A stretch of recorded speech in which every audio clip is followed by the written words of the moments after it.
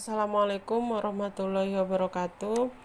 Baiklah, pada kesempatan kali ini saya akan menjelaskan tentang jenis dari tulisan ilmiah. Kenapa ini penting? Karena nantinya ini akan menjadi patokan sejauh mana nanti ketika kalian mendapatkan tugas membuat skripsi atau tugas akhir, itu sebatas mana sih pembahasan yang harus kita buat, sedalam apa sih, dan bagaimana tahapan-tahapan yang harus kita lalui. Jadi sebelum kita masuk ke tahapan tersebut, kita pahami dulu jenis-jenisnya apa saja dan sampai mana pembahasan yang harus kita buatkan untuk penelitian yang akan kalian lakukan nantinya.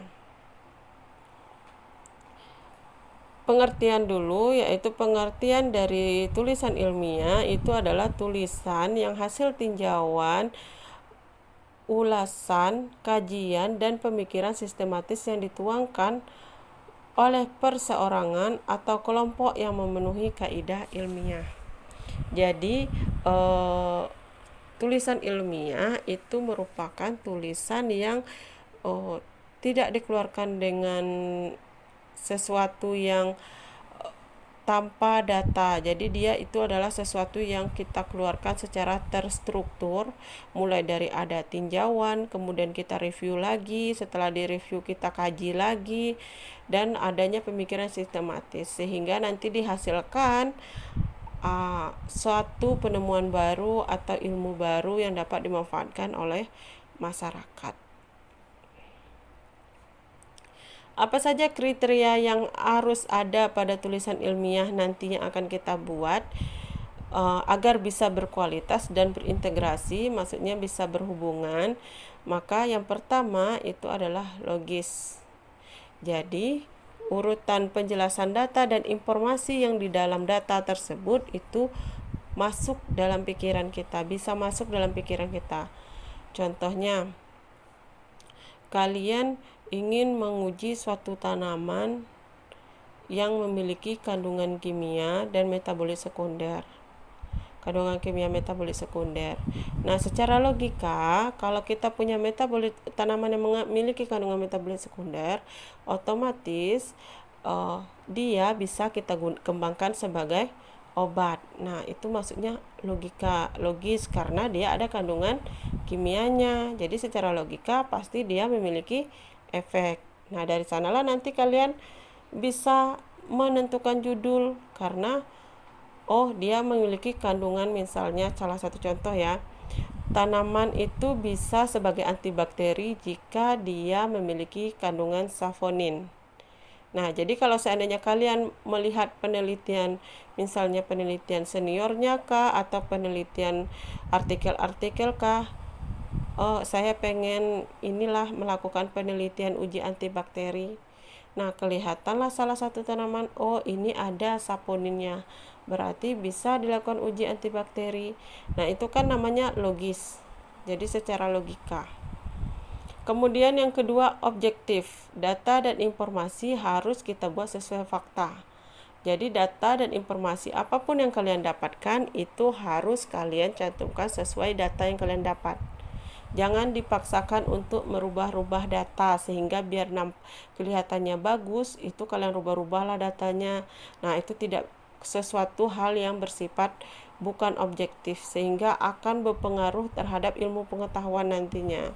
Jadi nanti ketika kalian melakukan penelitian, lakukanlah dengan jujur, dengan objektif. Data yang dimasukkan itu adalah data yang harus sesuai dengan fakta yang sebenarnya.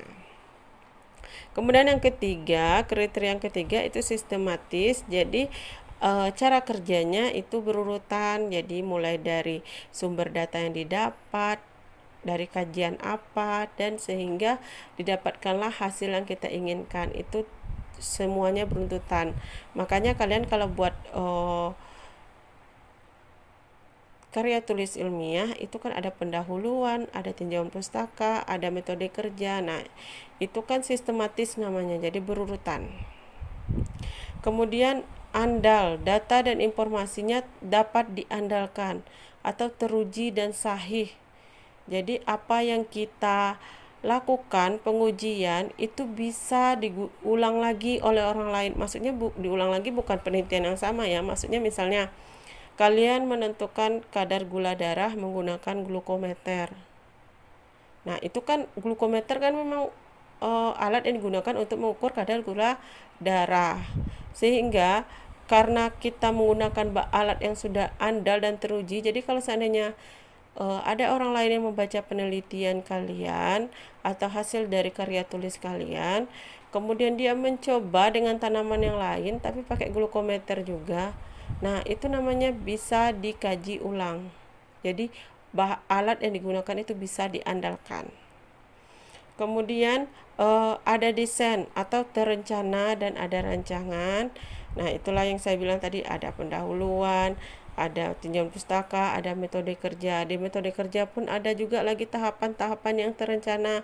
Misalnya ekstraksi duluan kah, ekstraksi tanaman, kemudian setelah diekstraksi tanamannya diidentifikasikan, setelah diidentifikasi apa sih kandungan kimianya, kemudian kalian lanjutkanlah pengen buat formula kah, pengen melakukan uji farmakologi kah. Nah, itu maksudnya terencana.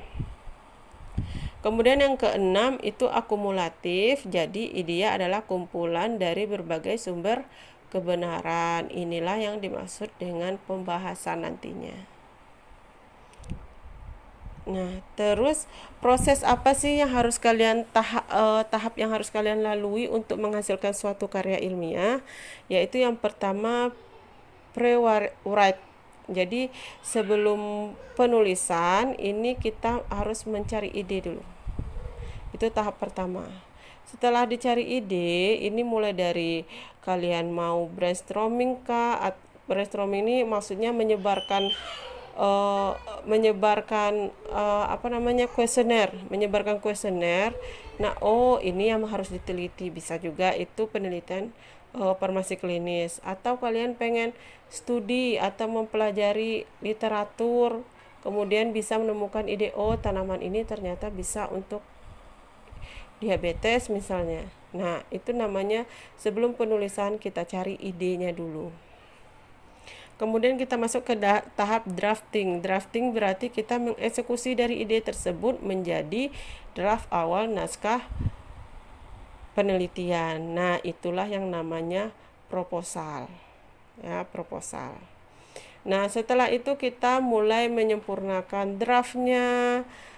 Kalau ada yang salah, inilah namanya bimbingan ya. Ketika kalian sudah melaksanakan penelitian juga ada revisinya, sebelum melaksanakan penelitian juga ada revisinya. Kemudian setelah itu kita proofreading, perbaiki kesalahan, misalnya bahasanya kah, ada bahasa yang tidak cocok, diperbaiki lagi, diperhalus lagi, ada kata depan yang tidak cocok, diperbaiki lagi. Nah, itu namanya proofreading, jadi perbaikan. Dan setelah itu baru kalian publish menjadi sebuah skripsi. Jadi prosesnya itu adalah menemukan ide, mengeksekusi ide, kemudian mulai revisi, perbaikan lagi, dan terakhir adalah publish. Itu adalah proses standar penulisan karya ilmiah. Apa saja sih jenis-jenis dari tulisan ilmiah tersebut? Yang pertama itu makalah. Jadi makalah yang kalian buat sebagai tugas itu termasuk dalam karya ilmiah. Kenapa? Karena makalah itu juga kumpulan dari beberapa materi. Cuma bedanya kalau makalah kita tidak melakukan percobaan, tidak menghasilkan suatu ide yang baru atau suatu pengetahuan yang baru, tetapi hanya ini pembahasannya. Karya tulis yang menyajikan suatu masalah yang berdasarkan data yang sudah ada. Jadi kita ngumpulkan beberapa literatur untuk membuat suatu pembahasan. Nah, itu namanya makalah. Kemudian lanjut ke karya tulis ilmiah, di atasnya makalah. Nah, ini adalah bentuk dari skripsinya. orang D3, namanya karya tulis ilmiah. Jadi kalau D3 itu kita tugas akhirnya tidak bisa kita katakan skripsi, tapi kita katakan karya tulis ilmiah. Tapi pada sini di D3 ini kini kita hanya mengetahui cara penulisan dan melakukan suatu penelitian ilmiah. Jadi pembahasannya tidak terlalu mendalam, tidak detail. Kemudian lanjut ke skripsi. Nah ini masuk ke kalian nih, skripsi. Nah itu dihasilkan oleh mahasiswa strata 1, di mana ini adalah penggambaran fenomena pengetahuan untuk menjawab pertanyaan yang sederhana saja. Jadi dia ada data-data empiris. Jadi dia lebih tinggi lagi dari karya tulis tadi ya. Kalau tulis tadi sekedar tahu, jadi kalau dia buat pembahasannya nggak terlalu mendalam tuh nggak masalah. Tapi kalau kalian S1 itu harus ada, misalnya obat A, B, C yang berefek itu obat C misalnya. Kenapa obat C? Nah itu harus dibahas di skripsi. Kemudian tesis, ini lebih diperdalam lagi, ini untuk S2. Dia hampir sama-sama skripsi, cuma untuk tesis ini lebih komprehensif dalam membahas hipotesisnya. Jadi kalau misalnya kalian melakukan uji anti diabetes misalnya. Nah, kalau untuk tahap S1 uji anti diabetes itu kalau cuma pakai glukometer itu udah cukup. Nah, tapi kalau S2 itu nggak cukup. S2 harus kita selain glukometer kita uji lagi organ-organnya, kita lihat lagi organnya sempurna atau tidak. Terus kita tambahkan lagi dengan uji toksisitasnya. Nah, itu tesis, jadi lebih mendalam dalam mengupas hasil dari hipotesisnya.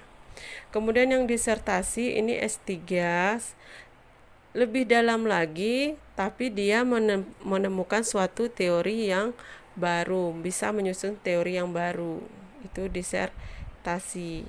Jadi kalau tesis tadi pembahasan saja, kalau dokter berarti ada suatu teori baru yang dia keluarkan. Nah, laporan penelitian ini biasanya untuk dosen, kayak dosen lagi ikut lomba penelitian. Nah, itu namanya laporan penelitian yang biasanya dilakukan setiap tahun oleh para dosen atau tenaga kependidikan lainnya. Nah, itu disebutkan laporan penelitian. Jadi suatu karya tulis yang disusun berdasarkan teori menggunakan metode yang sudah ada. Jadi bisa berupa karya tulis ilmiah, skripsi, tesis, ya bisa juga ini, tapi yang lebih enaknya saya jelaskan laporan penelitian itu bisa kalian contohkan laporan penelitian dosen. Apa yang membedakan antara skripsi, tesis, dan disertasi? Kalau skripsi itu permasalahannya tidak spesifik. Kalau tesis sudah mulai ke spesifik. Kalau disertasi kajiannya lebih teoritis, jadi lebih mendalam lagi. Kemudian tujuannya, kalau skripsi 2 variabel, kalau tesis ini ada hubungan, ada pengaruh variabel, sedangkan disertasi itu 3 atau lebih variabel. Nah, jenis penelitian juga seperti itu. Analisis data ini lebih analitik dan inferensial, jadi ada gabungan, bukan deskriptif saja. Sedangkan yang skripsi itu lebih sederhana, pembahasannya lebih aplikatif. Kalau ini cuma aplikatif saja, ada kesimpulan. Nah, kalau ini lebih filosofis, ada sumbangan baru terhadap ilmu pengetahuan. Oke, baiklah, demikianlah penjelasan dari saya. Saya akhiri. Assalamualaikum warahmatullahi wabarakatuh.